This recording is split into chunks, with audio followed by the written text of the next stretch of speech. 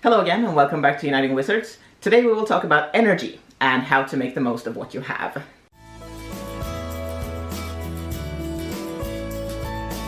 First, real quick, if you're not already subscribed, take a moment to do that now if you want more tips and tricks on how to play Hogwarts Mystery.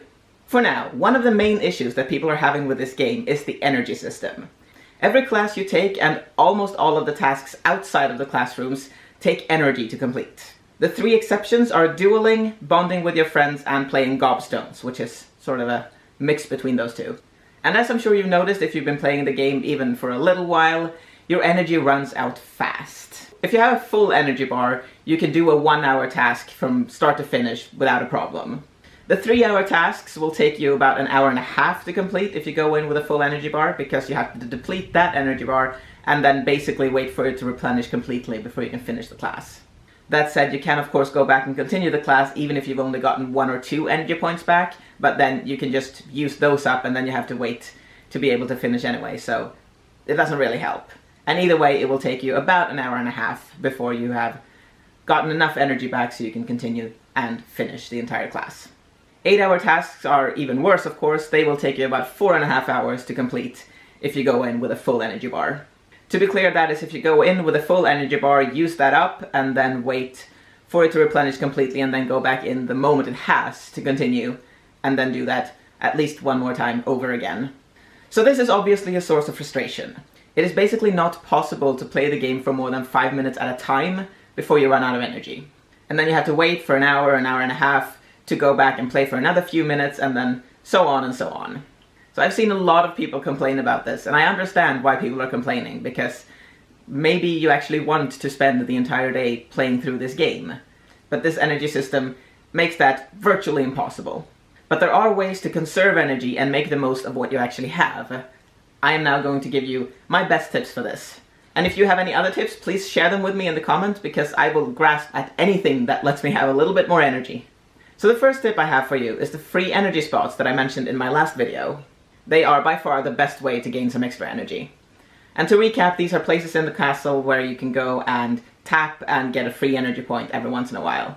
So it's a painting in the East Towers and another painting in the West Towers. On the lower floor west, there is a torch and a suit of armor.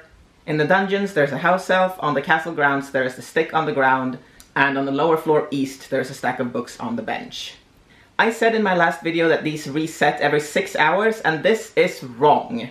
I apologize, those numbers came from earlier versions of the game. In this version, they don't all reset at the same time. So here are the times, and I want to thank the Squibbler for being the one to find most of these numbers. So the portrait in the East Tower resets every 7 hours. The portrait in the West Towers resets every 3 hours, that's the shortest one. On the lower floor west, the torch resets every 8 hours. The elf in the dungeons comes back after 9 hours. The stick on the ground outside after 7 hours.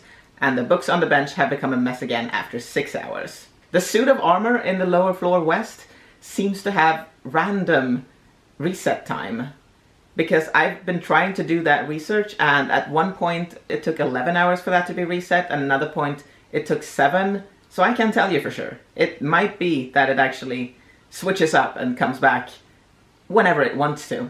So it's always worth going back and checking that one. So again, these places are useful, they're free, but they are of course also limited. Another thing you can do is plan your energy usage during classes and tasks. If you're very close to finishing a task and you can choose between tapping something 5 times and something else 2 times, then pick the one where you tap twice, because both of them will probably finish your class, but if you've tapped only twice, you have 3 energy points that you wouldn't have had if you've tapped 5 times. You will learn eventually how much the bar is filled up from 1 or 5 taps, because of course it fills up at a different speed depending on if you're taking a 1-hour or an 8-hour class. This tip also seems to be useful when you're very close to a star. As you can see on the screen here, I was very close to the star, and 1 tap should have done it, but I tapped way too much but still only got to the star. I didn't get those extra taps counted towards the next star. So if you keep an eye on the stars and how close you are to the next star and try to tap as few times as possible to get there, that is a way to conserve energy. It seems that sometimes the energy actually does count towards the next star as well, but sometimes it doesn't. I haven't found a pattern yet. It might be if it's 1, 3, or 8-hour classes, or it might be different in classes and other tasks, or it might be different in the classes that you have to do for the story and the classes that you're just doing for fun. I don't know. I haven't figured it out. I'm gonna see if I can do that. But it's still something to keep in mind. It doesn't hurt to be cautious, to tap just one time if that's all you need to get the star. That's not a waste, even if tapping 5 times would have earned you more points towards the next star as well. You can just tap 5 times the next time and you reach the same place anyway. However, picking the shorter options, like as in tapping once instead of 5 times, is not always better to conserve your energy, because sometimes when you choose to tap 5 times on something, you actually gain an energy point from doing that. It's subtle, but I've noticed that sometimes when I've tapped 5 times on something, I gain a few coins, like you pretty much always do when you tap something, and I also gained an energy point. So trying to tap as many 5 ones as possible, if that doesn't waste energy towards stars, is an option that I recommend you try. My third tip is to pick energy or gems as rewards for classes as often as you can. Now in my last video I said you should pick gems if you can, because that is the best thing. I had at the time forgotten that you can sometimes pick energy. So I want to amend that. If you can pick energy, do that, because it is probably always worth it. If you can't pick energy, pick gems instead, because with gems, again, you can buy energy. But 1 gem is only worth half an energy point. So if you can choose between 1 energy point and 1 gem, the energy point is more worth it if it's energy that you want out of it. Of course, as a 4th tip, you can always pay. Now, I know that most people who complain don't want to pay, and everyone is aware that you can pay, but I just want to put it out there as an option.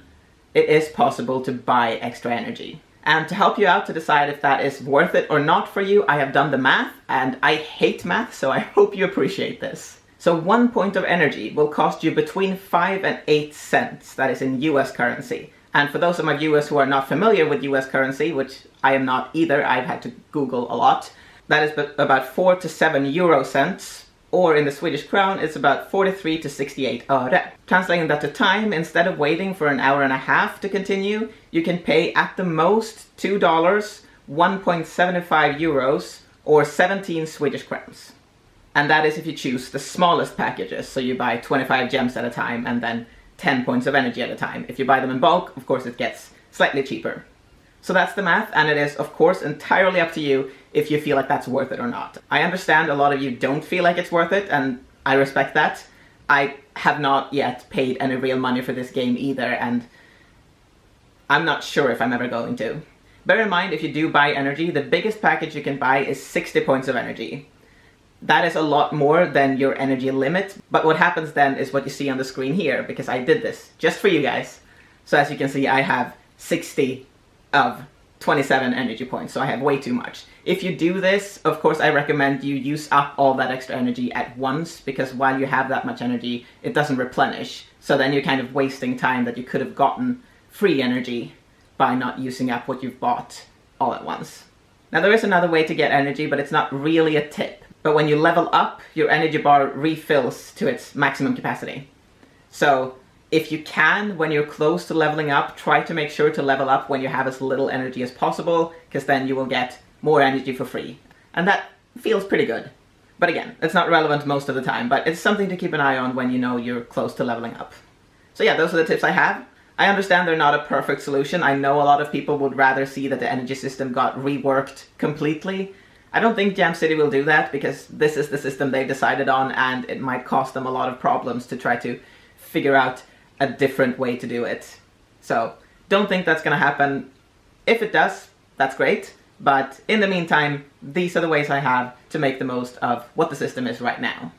And like I said, if there's anything I've missed, if there are other ways to get energy or conserve energy or something like that, please let me know in the comments, because yeah, I'm really interested to know that. But that was today's episode. I will be back soon with more tips and tricks, and until then, have fun playing!